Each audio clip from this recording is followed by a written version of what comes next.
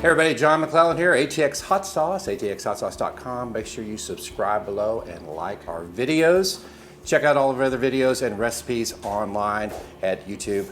Check it out and make sure you subscribe. One of my favorite recipes today is the Texas Ghost. We kind of call it the friendly ghost because it does have ghost peppers, but it also has red Fresnos in it too. In fact, we have ghost peppers, red Fresnos, ancho chilies, red bell pepper, garlic, cloves, black pepper, beets, and a little bit of onion.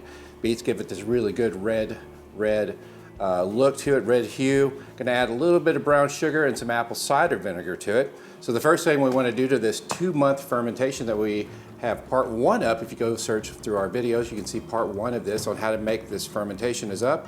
This is how to make the sauce. So first thing I want to do is give it the visual test. Looking good. No mold, no nothing in there. Let's give it the nose test. Oh, that smells good. Wow. And last of all, wow.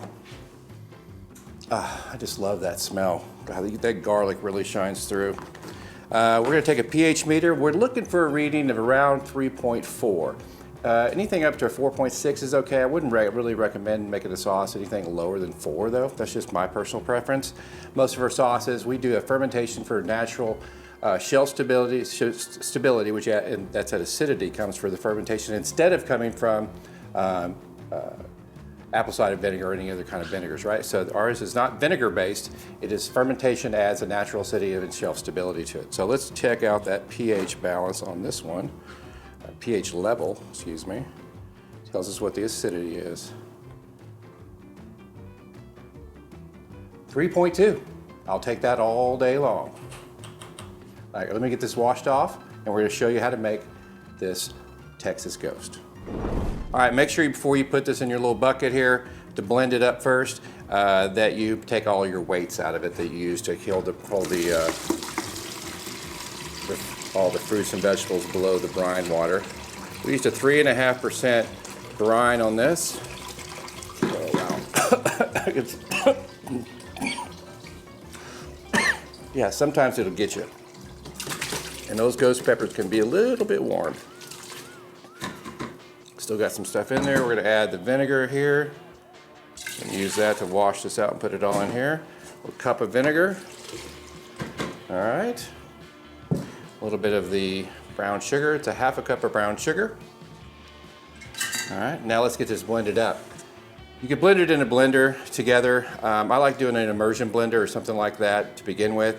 Obviously this is not a very big bucket, but I have a very large immersion blender. We use that for a big 5-6 gallon fermentation buckets. So a little bit overkill, but sometimes that's kind of fun. One of the other ingredients we're gonna be adding is a little bit of xanthan gum. Gives a little bit better mouthfeel and helps the all the vegetables and fruits and vinegar and stuff that's in there to, you know, not separate as much.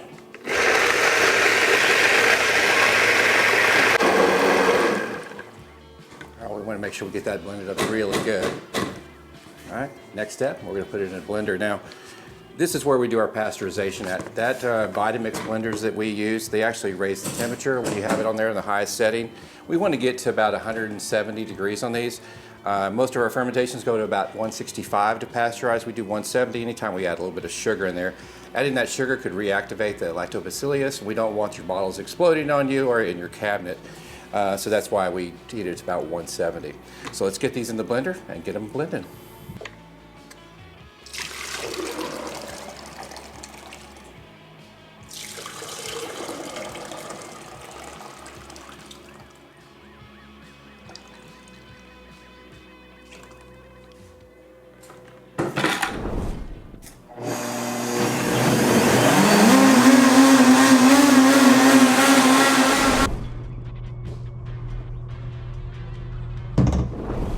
All right, we've got these blended up to 170 degrees for pasteurization.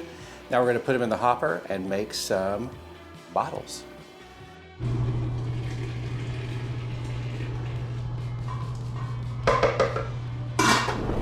And when you're bottling with these machines, I always like to put the first bottle back into the hopper.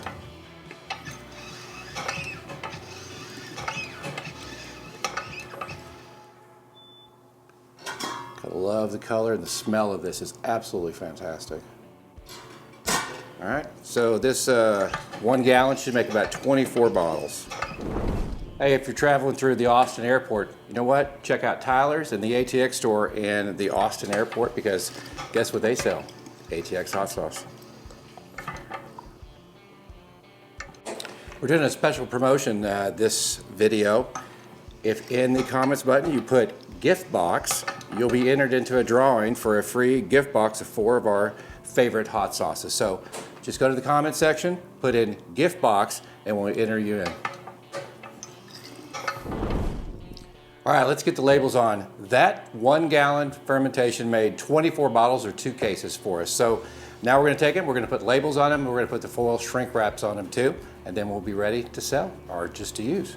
So whenever you're putting bottling, make sure you put them head down in the box. That way a seal can be formed with that heat on the very bottom. Then after about 15 or 20 minutes, you can flip them back over. But let's get to making putting the labels on here. This machine, when you're making hundreds of bottles, makes it a lot easier.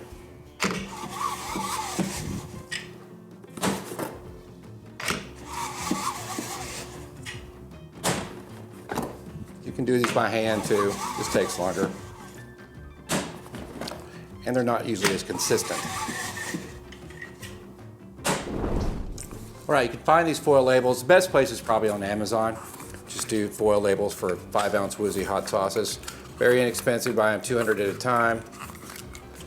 And just gives that finishing presentation, makes it look really good.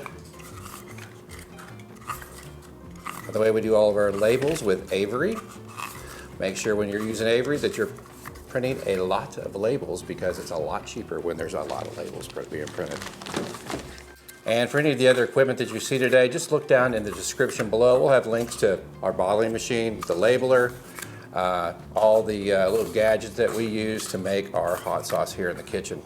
All right, we got that. Now let me show you how to do the shrink rolls. You got to heat up your heat gun. All right. Make sure you put head down first. Give it a little spin. And the harder this gun gets, faster it goes.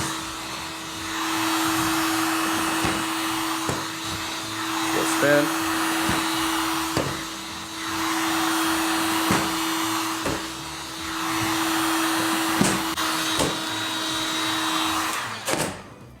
There you have it, the Red Ghost.